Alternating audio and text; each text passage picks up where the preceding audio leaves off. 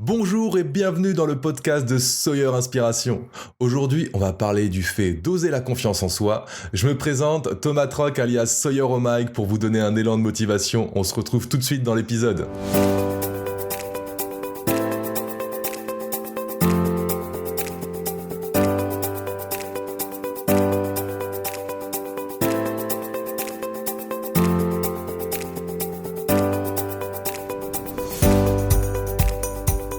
Oser la confiance en soi, c'est le thème du jour.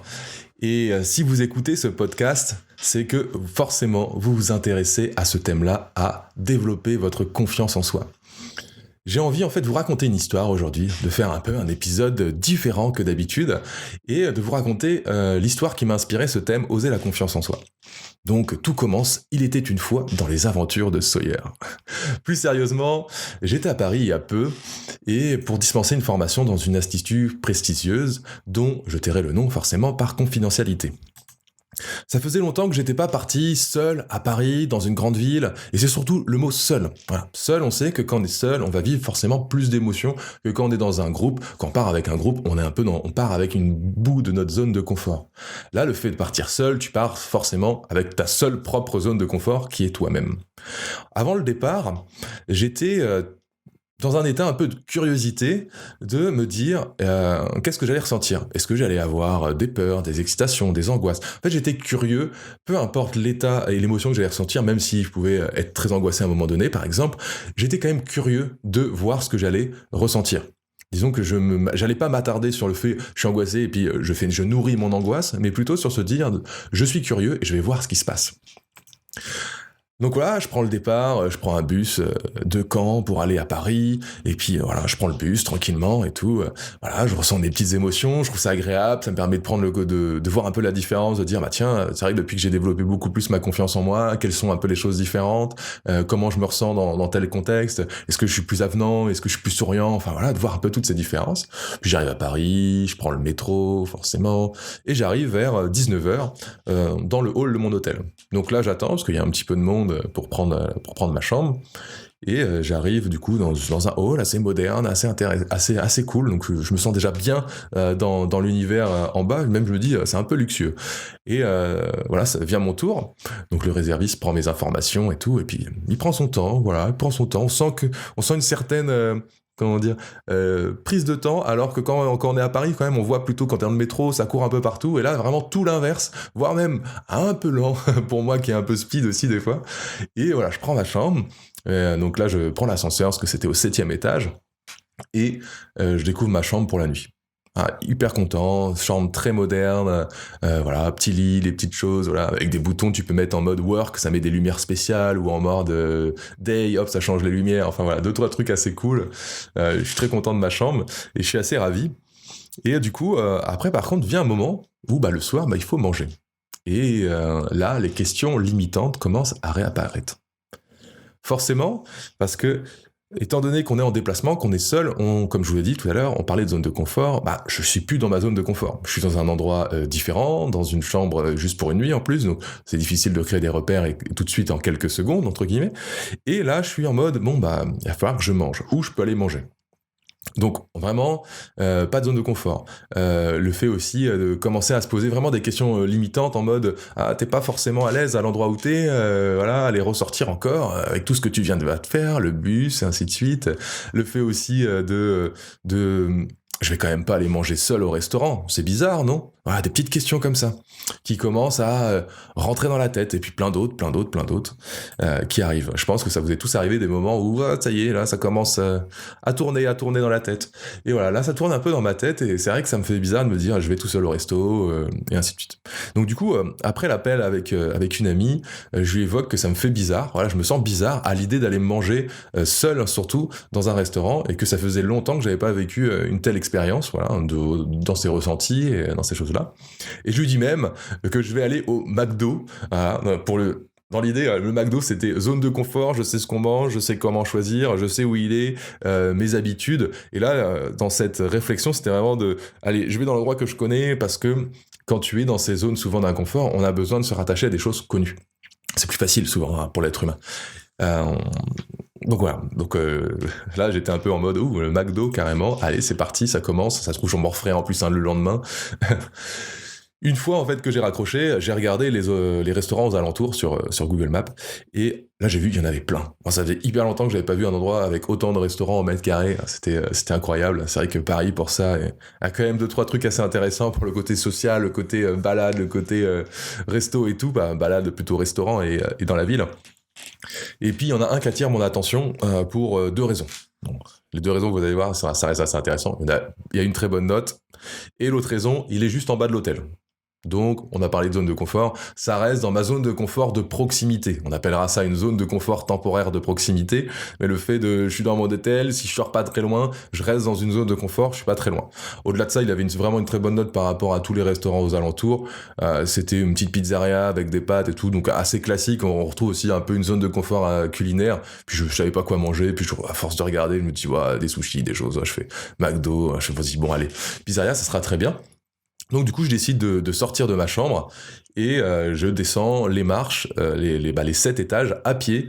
Donc, l'idée, c'est de marcher un peu pour se dynamiser et retrouver une bonne énergie. Parce que d'aller sortir toujours seul, un peu, souvent en fait, quand on est seul, notre énergie elle baisse plus rapidement que quand on est à plusieurs. Et du coup, faut avoir des petites activités pour remonter l'énergie et donc du coup pour retrouver aussi un peu plus de confiance en nous et de dynamisme et d'énergie, et que ça se ressent. Hein. Les gens ressentent vraiment quand on a une énergie avec les gens. Donc voilà, je descends mes 7 marches et du coup, ça y est, je suis content, je passe devant le réceptionniste, voilà, grand sourire, on échange 3 mots au passage, bonne soirée, voilà, truc classique. Et du coup, j'arrive à l'extérieur et je regarde la carte. Je regarde un peu la carte, je me dis, est-ce que ça me plaît vraiment, est-ce que j'ai vraiment envie de manger ça? Et puis, j'ai un peu la carte et là, je me dis, ouais, bon, ouais, clairement, ça va être bon, ça va être cool, le restaurant a l'air très sympa en plus, voilà, tout commence à me convenir. Je cherche un peu la porte d'entrée parce que j'étais devant une porte et en fait elle marchait pas. Du coup je dis ça y est, j'ai l'air d'un con. Voilà, les questions encore qui reviennent. Et du coup j'arrive par la bonne porte et là je rentre et je suis accueilli par deux ravissantes jeunes femmes et je leur dis y a-t-il de la place juste pour moi? Et puis je me mets à moitié à éclater de rire. Ça m'a fait marrer de dire juste pour moi.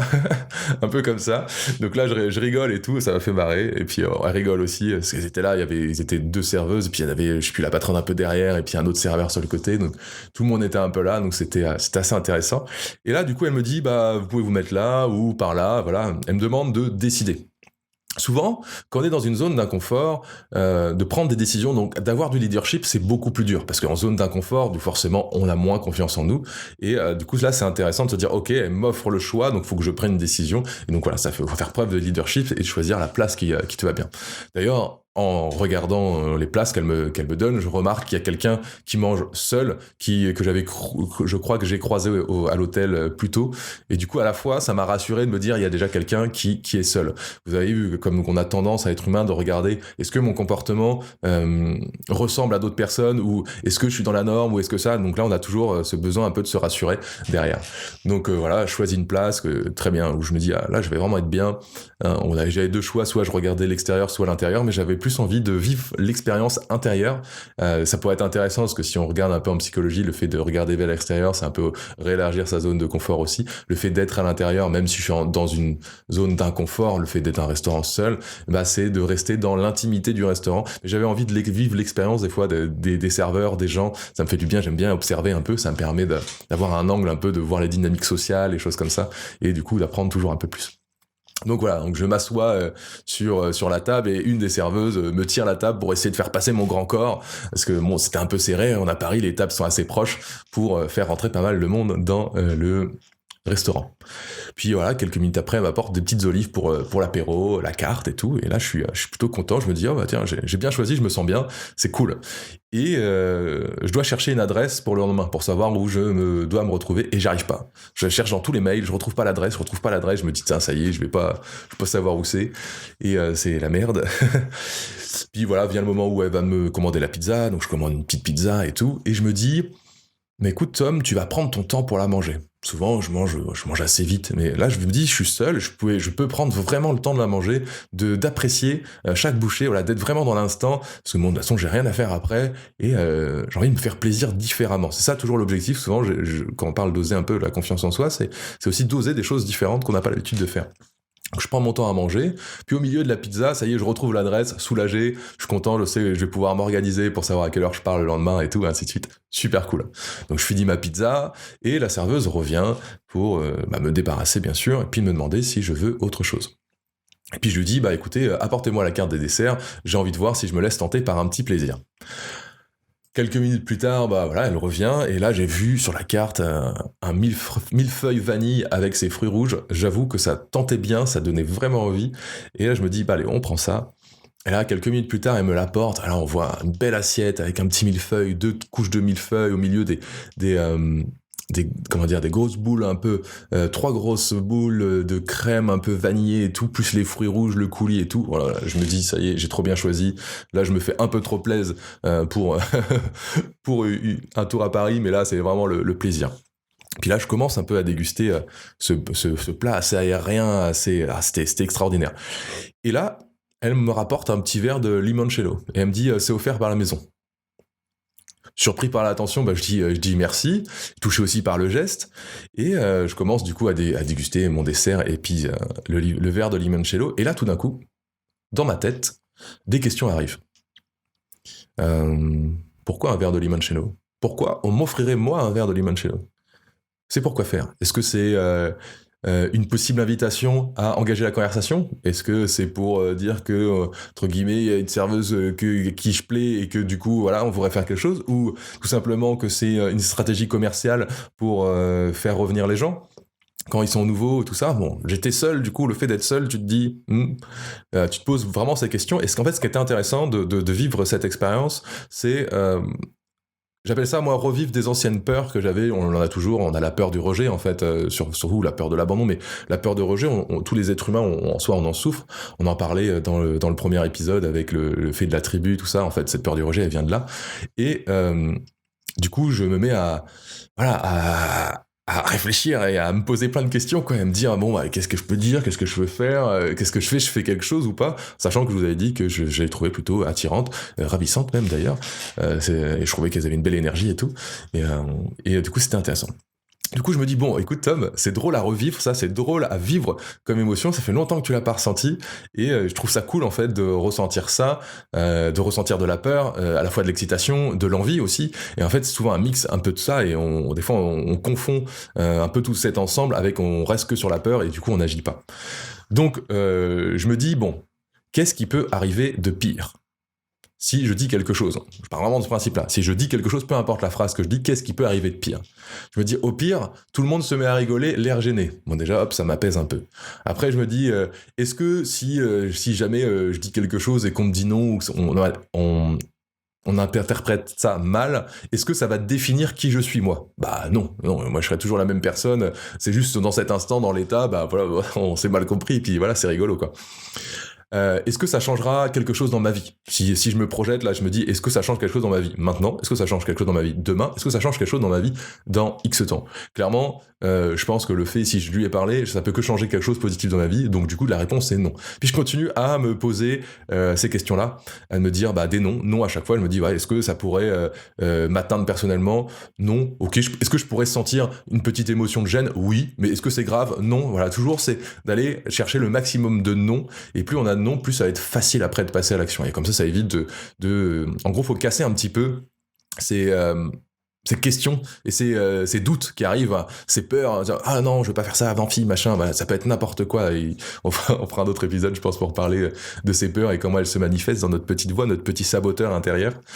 Et puis bon voilà, bah, je finis mon dessert, elle me débarrasse, et puis à un moment, bah voilà, je décide de me lever, je mets ma veste, et puis je me dirige vers la caisse. Et là, je suis accueilli par une des serveuses, mais je pense que c'était l'autre. Hein, c'est vraiment une pensée, une interprétation de ma part, que c'était l'autre qui m'avait éventuellement offert le limoncello. Donc du coup, je lui demande qui je dois remercier pour le limoncello, parce que étant donné pas sûr de savoir qui, je me suis dit c'est peut-être la meilleure phrase pour engager un truc par rapport à ça. Et là, elle me dit quelque chose, j'entends pas très bien, je crois qu'elle me dit un peu c'est rien, un peu pas gêné, mais voilà, c'est rien, c'est bon, c'est offert par la maison. Enfin, moi j'ai rien compris, j'ai un peu rien compris. Du coup, je sais plus quoi, on renchaîne. Après, il y a les deux serveuses qui sont là. Puis du coup, on prend quelques minutes pour échanger. Je sens qu'il y a une serveuse qui me pose la question. Vous venez souvent dans le coin. Voilà, on sent vraiment que ce verre-là, du coup, ça confirme l'hypothèse que je m'étais fait à un moment de. C'est aussi pour un peu engager la conversation. Après, on reste dans un milieu professionnel, donc c'est toujours bien aussi pour elle d'être avenante entre guillemets. Et donc voilà. Donc du coup, on discute un peu tout ça. Puis je leur explique que je suis là juste pour quelques jours et que je suis à l'hôtel. Quand je parle un peu du fait d'hôtel, je sens un peu un refroidissement un peu dans la dynamique sociale en quelques secondes, un peu dans les visages et tout, une petite déception un peu, comme ah mince, on le reverra pas de sitôt, tu vois, c'est ce que j'ai interprété, ou tout simplement une petite déception en mince, dommage. Il y a un petit dommage que j'ai senti, et ça c'est vraiment de l'interprétation personnelle, c'est-à-dire que c'est basé que sur ce que j'ai pu ressentir en voyant leur mimique faciale, leur comportement et tout. Donc c'est-à-dire que ça peut totalement être faux. C'est important de savoir que quand on fait de l'interprétation, ça peut être totalement faux, et je voulais mettre cette petite partie dans ce podcast à ce moment-là, pour vous en parler. Et puis finalement, voilà, après avoir quelques échanges, je leur dis simplement, je fais écoutez, dans un autre contexte, ça aurait été vraiment plaisant de faire connaissance, et puis je suis parti. Voilà, je suis parti. Ce qui était intéressant, c'est à ce moment-là, quelques heures plus tôt, j'étais dans le métro et je regardais clairement les zombies sur leur téléphone et sans sourire, et je me disais putain, dans cette ville, franchement, ça doit être impossible d'échanger avec quelqu'un ou de rencontrer quelqu'un là, je me suis dit, tiens, c'est un monde perdu, quoi. Et la vie, en fait, m'a prouvé le contraire. C'est vraiment ce que j'aime bien dire, c'est que la vie m'a prouvé le contraire. Ce qui est intéressant sur le fait d'oser, c'est que ça évite un peu les regrets.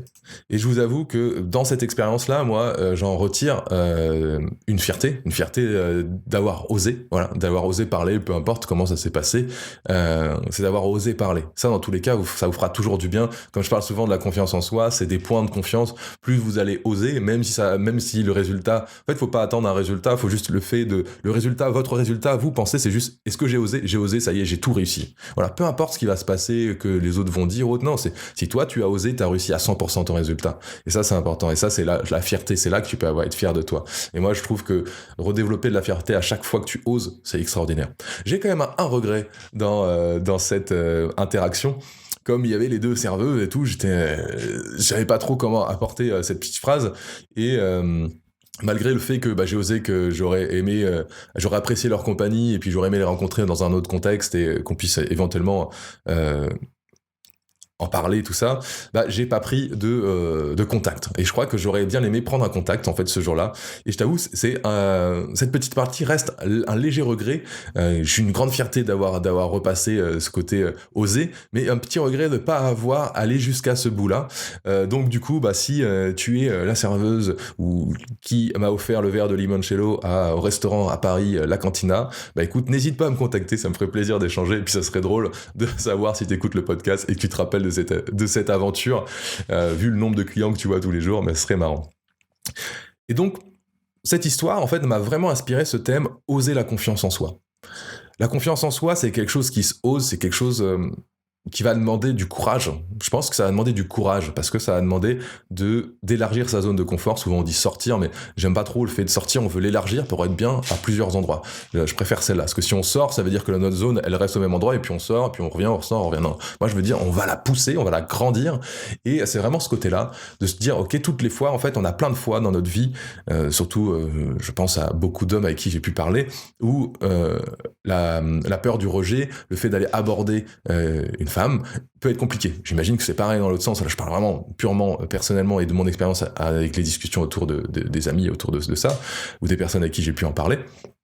Il y a une vraie peur, et on pourra en parler, ça revient avec la tribu. Voilà, je pars de refaire tout un débat autour de la tribu, mais si pour faire simple, quand on était dans cette tribu, il faut bien avoir écouté l'épisode 1 pour comprendre ça. Quand on était dans la tribu, quand on était une Cro-Magnon, en fait, d'aller aborder une femme, c'était prendre le risque, du coup, d'être vu par les autres.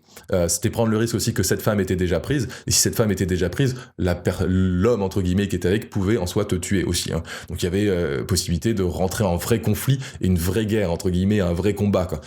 Donc il y avait ce stress finalement de mort entre guillemets, le rejet, si je me fais rejeter juste par la femme, du coup j'ai été vu par tout le groupe et du coup je me fais juger, c'est pas agréable. Et si j'y vais et que en plus elle est déjà avec quelqu'un et que du coup entre guillemets son mal, et là on va parler ça comme ça à l'époque, je vais sûrement me faire casser la gueule.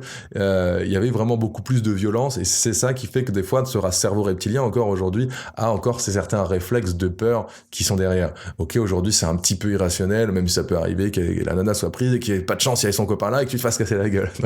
Mais c'est hyper rare, je l'ai jamais vu personnellement. Après, d'avoir des conflits quand on est jeune avec nos hormones, on en a forcément des histoires un peu similaires. Mais là, à se parler de casser la gueule, je crois pas. Donc voilà, ça c'est un fait qui reste et du coup on a une certaine peur derrière ça. Et plus tu vas dans ta vie, à chaque fois, même si t'as tes peurs, des fois c'est des peurs mixées avec de l'excitation, avec plein de choses et du coup c'est un peu confus dans le cerveau. Mais plus tu vas oser, plus tu vas gagner des points en confiance et plus tu vas du coup élargir ta zone de confort et être mieux. En fait, en passant à l'action, en faisant ça, tu vas te prouver que tu es capable et donc tu vas permettre d'avoir des ancrages dans ton cerveau, des souvenirs où « Ah, j'étais capable là. Ah, j'ai été capable. » Et le but, en fait, ce qu'on veut, nous, c'est nourrir notre cerveau de « Je suis capable, je suis capable, je suis capable, je suis capable, je suis capable. Je passe à l'action, je passe à l'action, je passe à l'action. » Et en fait, petit à petit, peu importe le niveau de complexité, en fait, il n'y a pas de niveau de complexité. Si c'est pour toi, tu ressens une émotion, c'est bon, ça suffit. Le résultat, c'est juste de passer à l'action. C'est juste d'aller oser. Et là, tu oses, et en fait, ça, tu vas commencer à nourrir plein de petits souvenirs, et le cerveau, il va pouvoir se dire, quand tu lui poseras la question, est-ce que je suis quelqu'un de confiant, il va dire, ah ouais, c'est vrai que, là, puis là. En fait, j'ai plein d'exemples que je suis quelqu'un de confiant. Et le fait d'avoir tous ces exemples, vous allez pouvoir devenir une personne de plus confiance. Vous allez avoir plein de points dans votre souvenir qui vous permet de pouvoir oser, et donc de pouvoir développer une confiance en vous.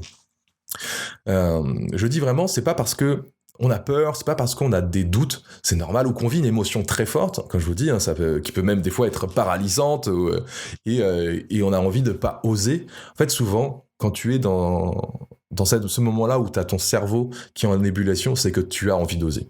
Tu as réellement envie d'oser. C'est-à-dire que la vraie personnalité, toi, oserais. Si on enlèverait l'ego, les peurs et tout, tu oserais directement et tirer. Parce que, en fait, cette peur-là, elle est plus pour manifester que tu as envie d'aller faire cette chose-là. Moi, je vous ai dit, par exemple, sur ces deux femmes-là étaient jolies, et j'avoue que j'avais une certaine attirance déjà personnellement, et après de les avoir vues un peu évoluer dans le truc, je me suis dit, j'aimerais bien les rencontrer, c'est vrai. Et du coup, c'est là, à ces moments-là, quand il y a quelque chose à qui tu tiens, tu vois, ou que tu tiens un peu, quand il y a quelque chose, un peu plus d'enjeu, du coup t'as un peu plus peur du résultat. En fait, t'as peur que le résultat aille pas dans le sens que tu veux. Mais c'est parce qu'on se focalise sur le résultat, et on sort de nous-mêmes du fait, en fait, si j'ose juste, ça suffira. Si j'ose juste, c'est déjà extraordinaire. Donc voilà. Donc souvent, ça, voilà, comme je dis, c'est un peu des fois une excitation, et c'est vraiment parce que t'as une vraie envie derrière d'y aller. Et donc moi, ce que je veux, c'est que tu oses. Que tu oses, parce que tu en es capable, et je crois en toi, je crois en vous qui écoutez le podcast, sinon je ferais pas de ce podcast, je m'embêterais pas, en fait, je m'embête pas du tout, parce que je prends plaisir à faire ces épisodes, c'est même égoïste de prendre plaisir à faire des épisodes, presque, mais je suis vraiment sûr à 100% que tous ces êtres humains sur cette terre ont la capacité d'avoir une confiance en eux qui leur va. L'important, c'est qui leur va. La confiance que j'ai en moi, c'est pas forcément la confiance que tu veux, tu vois. C'est la confiance que tu veux, c'est la tienne, elle est propre à toi, avec plaisir pour l'aider à la développer. Et de toute façon, si tu écoutes ce podcast, et à travers tous les épisodes, ton cerveau s'éveille, ton inconscient apprend des choses, et tu deviens forcément de plus en plus conscient au fur et à mesure. Et ça, c'est important. Ce que je trouve aussi dans le fait, dans ces moments d'excitation, où on a toutes ces doutes, toutes ces questions qui arrivent, si on n'y va pas, en fait, on va nourrir des regrets. Et nourrir des regrets, pour moi, c'est deux choses. C'est passer à côté de sa vie, à bout d'un moment, parce qu'on aura trop de regrets, c'est regrettable, comme je veux dire. Tu vas diminuer ton estime de toi, et en fait, comme je vous dis, la confiance en soi, c'est des points, donc moins tu oses, plus tu regrettes, et donc plus tu perds des points. Et donc plus tu vas avoir des ancrages dans ton cerveau qui vont dire « Ah, regarde, t'as pas encore osé. Regarde, t'as pas encore osé. Regarde, t'as pas encore osé. » Et du coup, tous ces souvenirs vont pas nous aider, en fait. Ils vont être limitants, ce que j'appelle ça vraiment des souvenirs limitants. Et nous, on veut créer plein de petits ancrages dans notre cerveau qui sont aidants et qui vont nous prouver qu'on est capable et qu'on peut. C'est pour ça que j'appelle ça le leader proactif. Être un leader proactif, c'est d'être conscient que mon cerveau cerveau fonctionne d'une certaine manière et je vais quand même aller créer des nouveaux trucs. Proactif dans le sens de je vais y aller, je suis en une proactivité, je suis pas dans la passivité, je suis dans l'action, je suis responsable de ce qui m'arrive, de ce que j'ai envie de créer dans ma vie, et c'est toutes ces choses-là. On en parlera, je suis en train de rédiger quelque chose qui vous aidera à comprendre un peu plus le concept du leader proactif.